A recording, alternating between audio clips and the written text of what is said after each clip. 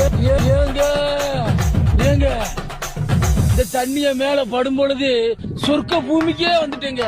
இங்கிட்டு பார்த்தா அங்கிட்டு பார்த்தா அமேசான் காடு மாதிரி இருக்கு.